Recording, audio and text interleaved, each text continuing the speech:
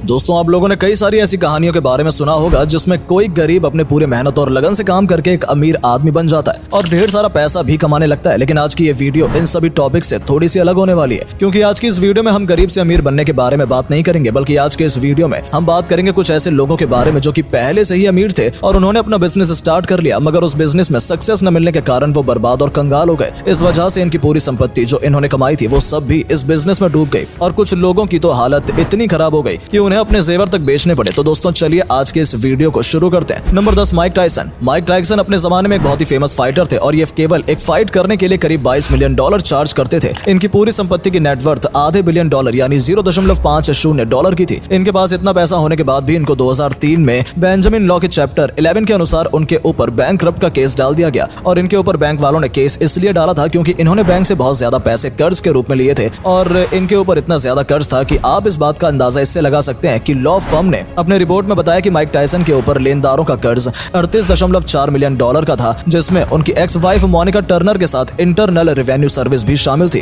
अब आप ही सोचिए कि जो आदमी एक समय में करोड़ों रुपए का मालिक हुआ करता था, आज वही पैसों के लिए मोहताज हो गया। नंबर 9, विजय माल्या। विजय माल्या को कौन नहीं जानता होगा। इनको इस कारण से जाना जाता है क्योंकि ये एक समय में बहुत ही बड़े बिजनेसमैन हुआ करते थे। ये किंगफिशर एयरलाइंस के मालिक थे और आज के समय में इनके एरोप्लेन का नाम किंगफिशर से बदलकर इंडियन एयरलाइंस कर दिया गया है। इसके साथ ही ये आरसीबी के ओनर भी थे। दरअसल बात यह है कि एक रिपोर्ट जारी हुई थी जिसमें विजय माल्या ने बहुत ही ज्यादा कर्ज लिया था और इस कर्ज को वो चुका नहीं पा रहे थे। उन्होंने अपने जीवन में कुछ ऐसा काम किया था जिसके बारे में उनके घर वालों को भी मालूम चल गया था। आपकी इन्फॉर्मेशन के लिए बता दूं कि जब विजय माल्या के ऊपर कर्ज बढ़ता जा रहा था, तब विजय माल्या ने सोचा कि अगर मैं अपर हाउस के पार्लियामेंट का मेंबर बन जाऊं तो उसके बाद तो मैं सारा लोन चुका दूंगा। इन्होंने उन सभी बैंकों को कर्ज चुकाने के लिए कई सारे बैंकों से कर्जा लेना शुरू कर दिया और तब से विजय माल्या इन्हीं सब वजह से भारत छोड़कर भाग गए। एक रिपोर्ट के मुताबिक विजय माल्या ने बैंक के ऊपर धोखाधड़ी की। अब इनके ऊपर 90 अरब रुपए की मनी लॉन्ड्रिंग का कर्ज है। Number 8, Sean Quinn. Sean Quinn को आप कोई सिंपल सा इंसान मत समझिए। ये एक आइडल बिजनेसमैन थे। ये एक टाइम में इस आइलैंड पर सबसे अमीर आदमी हुआ करते थे, लेकिन इसके बाद भी बैंक ने इनके ऊपर बैंकरप्ट का केस लगा दिया, जिसके बारे में फोर्ब्स ने बताया था। दोस्तों, इनके अमीर से गरीब होने का सबसे बड़ा कारण यह है कि इन्होंने बैंक से लोन लिया था। इनके करियर की शुरुआत एक सीमेंट मैन्युफैक्चर कंपनी के साथ हुई थी, लेकिन इन्होंने यूएस बिजनेस को छोड़कर हॉस्पिटैलिटी लाइन के बिजनेस में घुसना चाहा और तभी कुछ ऐसा हुआ जिसने सभी लोगों को हैरानी में डाल दिया। ये बात 2008 की है, जब एक रिपोर्ट में ये मालूम चला था कि इनकी कंपनी क्वीन ग्रुप ने एंग्लो आयरिश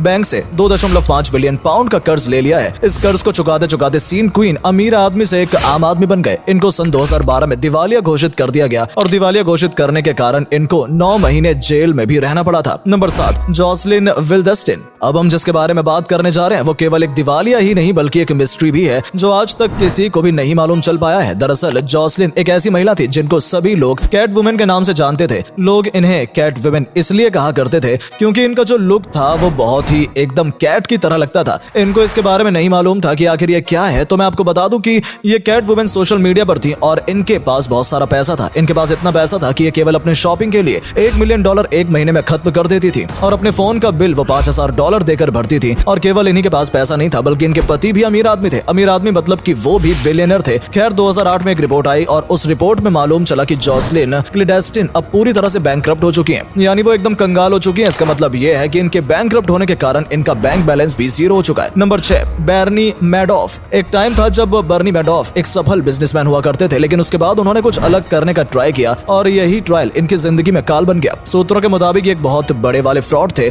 इन्हें अपने फ्रॉड की वजह से ही 150 साल की जेल भी हुई थी, जो कि फ्रॉड के मामले में अब तक की सबसे लंबी उम्र कैद है। दरअसल इन्होंने 17 सालों तक एक पॉन्सी नामक स्कीम को चलाया जिसमें उन्होंने करीब $65 बिलियन धनराशि लोगों से लूटा था और ये लोगों को तरह तरह की स्कीम के बारे में फायदे बताकर उन लोगों से स्कीम के बदले में पैसे लेते थे, जिससे कि इनके इस स्कीम वाले बिजनेस में ज्यादातर लोगों ने बिना कुछ सोचे समझे इन्वेस्ट किया और ऐसा ही हुआ। ये बात दुनिया को तब मालूम चली जब मैडॉफ के इस पूरे फ्रॉड वाले स्कीम को अपने दोनों बेटों के सामने कबूल किया और यहीं से मैडॉफ के गरीबी का खेल शुरू हुआ। इसके बाद ये बात FBI को मालूम चली और उन्होंने इन्हें तुरंत गिरफ्तार कर लिया। इनको $170 बिलियन के घोटाले के कारण इन्हें सरकार के द्वारा 150 सालों की सजा भी सुनाई गई। Number 5, Elizabeth Holmes. Elizabeth Holmes एक ऐसी महिला थी जिसने $9 बिलियन के साथ अपने बिजनेस को स्टार्ट किया और इन्होंने फोर्ब्स के फ्रंट पेज पर भी अपनी जगह बना ली थी, लेकिन इनको एकदम से फ्रॉड घोषित कर दिया गया, वो भी इनके खुद की कंपनी ने ही किया। इनकी कंपनी ने ही इनके ऊपर धोखाधड़ी का केस लगा दिया और केस लगने के बाद इनको अपराधी घोषित कर दिया गया। इनकी एक कंपनी थी जो कि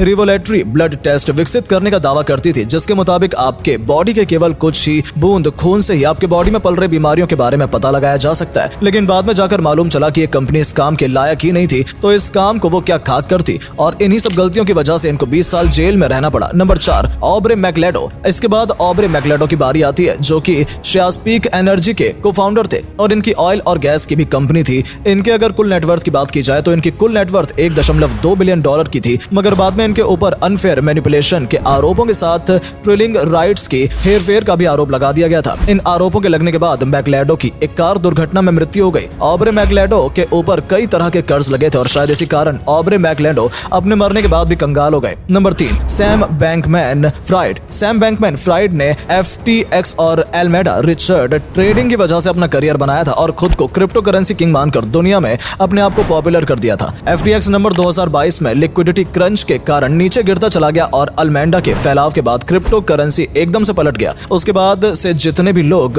FTX में इन्वेस्ट किए थे अपने घाटे को पूरा करने के लिए अपने पैसे दोबारा से वापस लेने लगे और इसी कारण से सैम पूरी तरह से बैंकरप्ट हो गए और आज सजा के दौरान उनके ऊपर कई केस भी फाइल किए गए थे, जिसमें से एक केस तो इनके ऊपर 11 नवंबर 2022 को FTX चैप्टर 11 बैंकरप्ट प्रोडक्शन के चलते उन्हें हायर किया गया था। आप ये बात जानकर हैरान हो जाएंगे कि FTX के कोलैबोरेशन के पहले इनका नाम अमेरिका के अमीर लोगों की सूची में 41 नंबर पर था। नंबर 2, एका बटिस्टा। एका बटिस्टा को तो आप लोग जानते ही होंगे क्योंकि ये कोई साधारण इंसान नहीं थे, बल्कि इनका नाम तो एक टाइम में दुनिया के सबसे अमीर आदमी की लिस्ट में 6ठे नंबर पर था, मगर उसके बाद भी इनको बैंकरप्ट घोषित कर दिया गया। दरअसल बात ये थी कि ये OGX नाम की ऑयल कंपनी के मालिक थे, लेकिन ये उस कंपनी के प्रोडक्शन को संभाल नहीं पा रहे थे, जिसकी वजह से इनकी कंपनी को काफी बड़ी मात्रा में लॉस हो गया और लॉस होने की वजह से हालत बिगड़ने लगी। जब ब्राजील की इकोनॉमी का कठिन समय चल रहा था तब इनके हालत कुछ ज्यादा ही बिगड़ गए और उनकी कंपनी धीरे धीरे घाटे में चली गई। इन सब हालातों के बाद फिर साल 2012 में बटिस्टा की नेटवर्थ करीब $30 बिलियन थी और तब इनके ऊपर बैंकरप्ट और मनी लॉन्ड्रिंग का केस डाल दिया गया और ये कंगाल हो गए। Number 1, Robert Allen Stanford. Robert अमीर व्यक्तियों की लिस्ट में एक बहुत बड़े फ्रॉड भी थे जिन्होंने करीब $7 बिलियन पैसे का फ्रॉड किया था। दोस्तों, इन्होंने इस फ्रॉड को एक स्पॉन्जी नाम दिया था और वो इसी नाम को यूज करके ये फ्रॉड का काम करते थे। इनके कंपनी का नाम स्टैनफोर्ड फाइनेंशियल ग्रुप था। हालांकि इस कंपनी में उस ग्रुप को डिफेंड कर दिया गया था। 2009 में FBI ने एक एक्ट निकाला था जिसमें कि उन्होंने money laundering, Ponzi scheme, violate and finance security और इसी तरह कई बातों और गलतियों के लिए इन्हें कई तरह की सजा सुनाई। तब से इनका डाउनफॉल शुरू हो गया और इनके ऊपर बैंकरप्ट का इल्जाम लगा दिया गया। तो दोस्तों, आज के इस वीडियो में बस इतना ही। आशा करता हूँ कि आपको ये वीडियो पसंद आई होगी। अगर ये वीडियो आपको जरा सी भी पसंद आई हो तो इस वीडियो को लाइक और शेयर जरूर करें। तो दोस्तों, फिर मिलेंगे आपसे हमारी नेक्स्ट वीडियो में। तब तक के लिए धन्यवाद।